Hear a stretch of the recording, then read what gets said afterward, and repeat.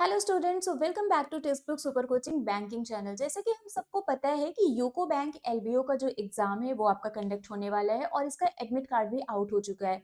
तो आज के सेशन में हम आपसे डिस्कस करेंगे कि एग्जामिनेशन सेंटर पर क्या क्या चीजें आपको लेकर जानी है, और अगर आप पहली बार एग्जाम देने जा रहे हैं तो पूरा प्रोसेस क्या है, कैसे आप एग्जाम देंगे, मतलब कैसे आपको लॉग इन करना है, पहला स्टेप क्या होगा, क्वेश्चंस को कैसे अटेम्प्ट करना है, सबमिट कैसे करना है। हर एक प्रोसेस को बहुत ही डिटेल में डिस्कस करेंगे। इसके अलावा सेफ अटेम्प्ट क्या हो सकता है वो भी डिस्कस करेंगे। तो सेशन को स्टार्ट करने से पहले एक बार जल्दी से आप लोग वीडियो को लाइक एंड शेयर कर दीजिए सो दैट और भी स्टूडेंट्स हमारे साथ कनेक्ट हो सके। चलिए फटाफट से स्टार्ट करते हैं विदाउट एनी डिले। सबसे पहले मैं आपको बता दूं, आपने डेफिनेटली अपना एडमिट कार्ड डाउनलोड कर लिया होगा और ऐसा कुछ पहला पेज आपको दिख रहा होगा। ठीक है, ये हाफ है, इसके नीचे भी कुछ पोर्शन है, वो मैं आपको बाद में बताऊंगी कि उसका क्या रोल है। पहले ये समझते हैं। ठीक है, यहाँ पर आपको पता है कि आपकी फोटो है।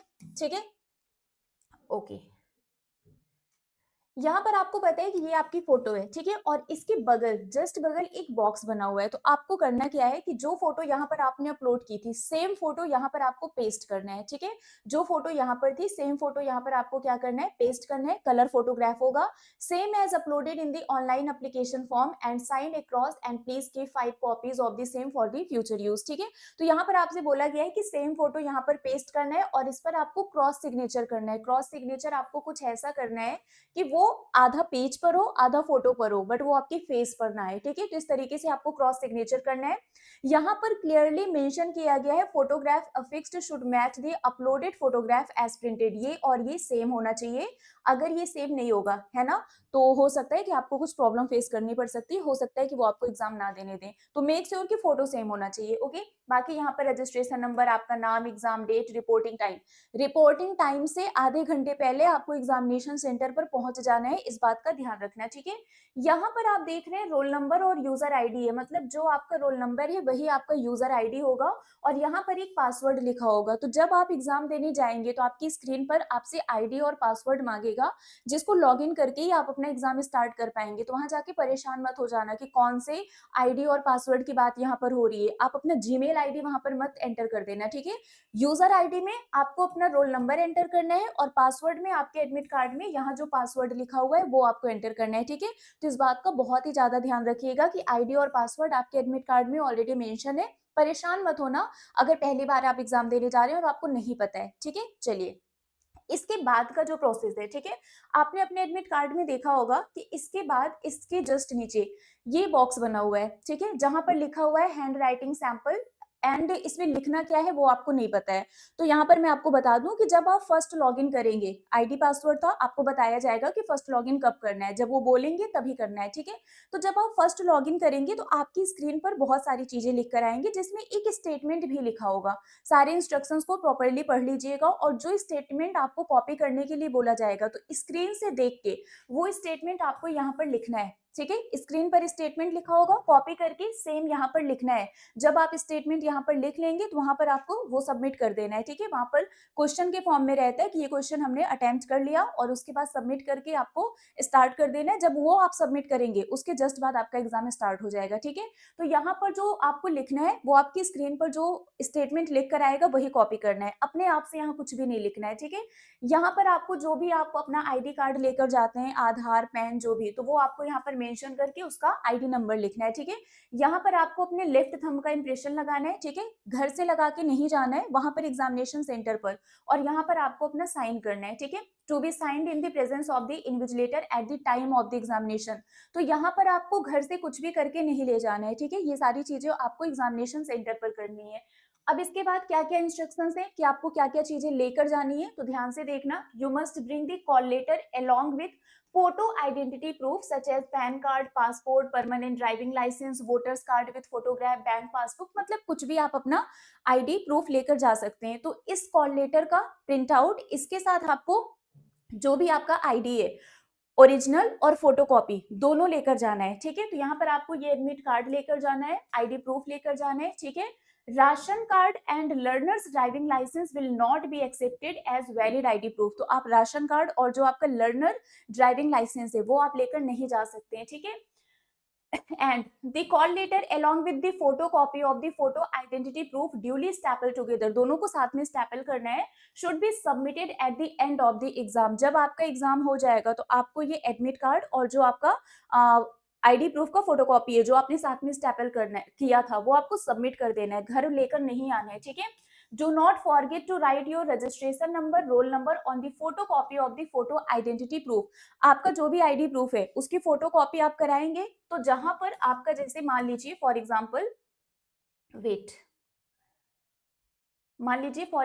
ये आपका फोटो कॉपी है, ठीक है। तो यहाँ पर बहुत सारे आपका ये फोटो कॉपी प्रिंट हुआ होगा, ठीक है, जो भी आपका आईडी प्रूफ है वो बना होगा।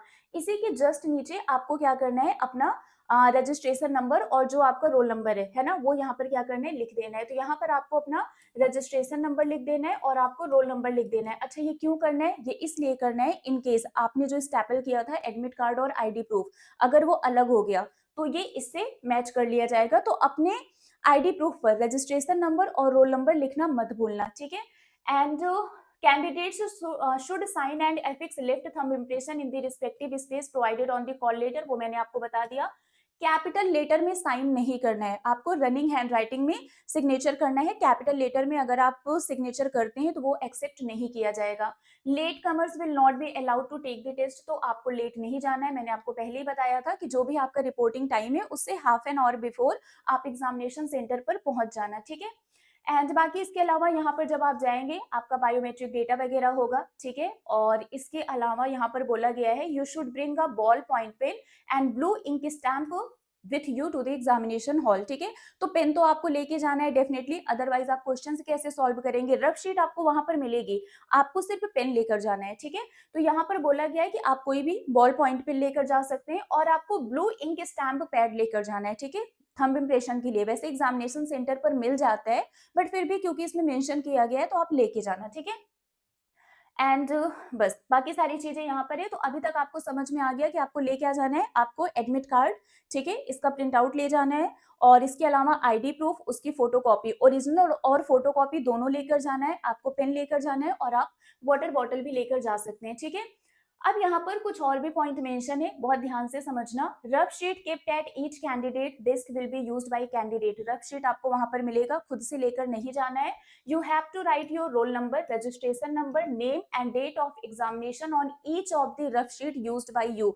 जितने भी रफ शीट आप वहां पर यूज करेंगे हर रफ शीट पर आपको अपना role number, registration number, name और डेट ऑफ एग्जामिनेशन वो लिखना है वहां पर, ठीक है। तो अपने रफ शीट में ये सारे जो इन्फॉर्मेशन है, जो डेटा है वो लिखना आप मत भूलिएगा।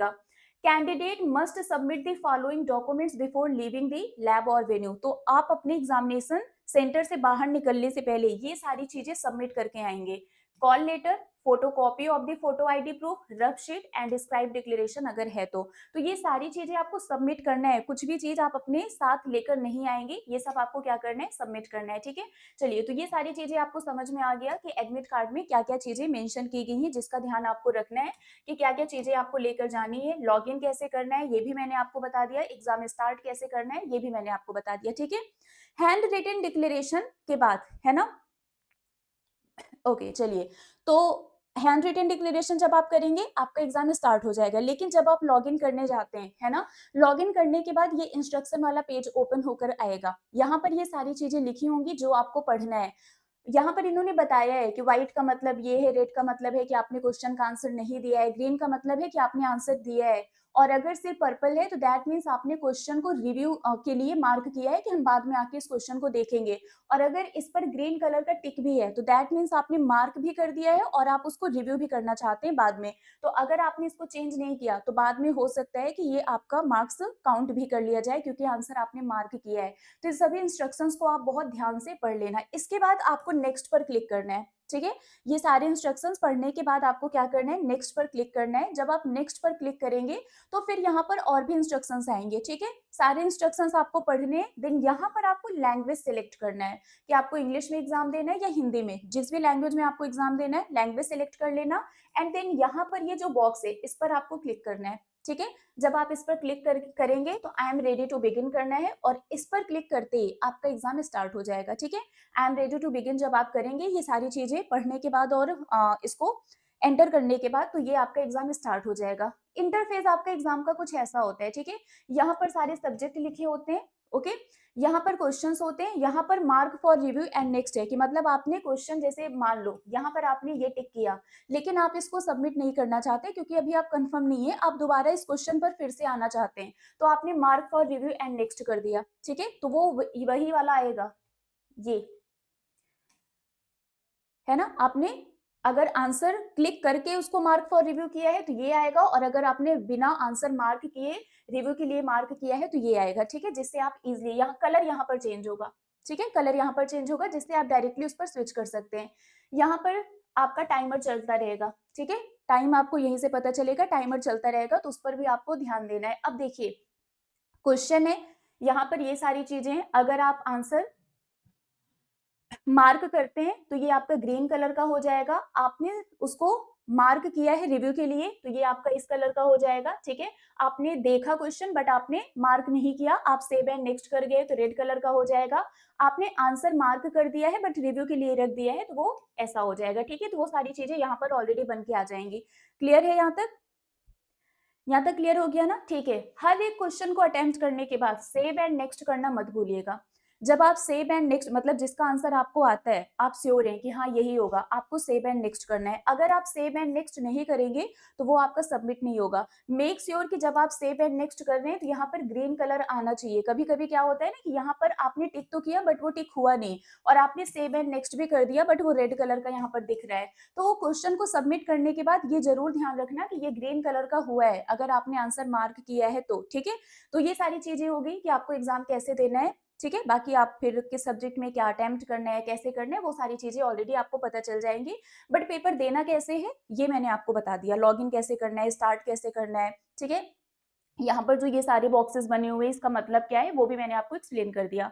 अब इसके बाद यहाँ पर सेफ अटेम्प्ट, तो देखिए सेफ अटेम्प्ट में मैं अगर आपको बोलूं तो पहले से तो आप नहीं डिसाइड कर सकते हैं कि कितना आपको अटेम्प्ट करना है, क्योंकि ये पेपर के लेवल पर डिपेंड करता है कि पेपर टफ है या इजी है। आपको कुछ पॉइंट्स का ध्यान रखना है। पहला, आपको परसेंटाइल और एक्यूरेसी पर ध्यान देना है, मतलब आपका परसेंटाइल 90 प्लस होना चाहिए और आपकी एक्यूरेसी सही होनी चाहिए। अगर आपका परसेंटाइल और एक्यूरेसी सही है तो आप जो भी क्वेश्चन अटेम्प्ट करेंगे डेफिनेटली उसमें आपके नेगेटिव मार्किंग नहीं जाएंगे, ठीक है।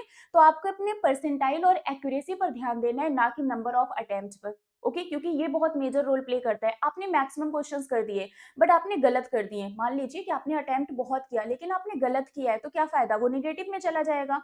तो आपको परसेंटाइल और एक्यूरेसी पर ध्यान देना है, गेस वर्क से बचना है। गेस वर्क से क्यों बचना है, अदरवाइज वो नेगेटिव मार्किंग में चला जाएगा। तो गेस वर्क नहीं करना है और टाइम मैनेज करना है। किसी भी क्वेश्चन पर बहुत ज्यादा टाइम स्पेंड नहीं करना है, जो क्वेश्चन आ रहा है करिए, नहीं आता है मूव ऑन, है ना, उस पर बहुत ज्यादा टाइम वेस्ट नहीं करना है।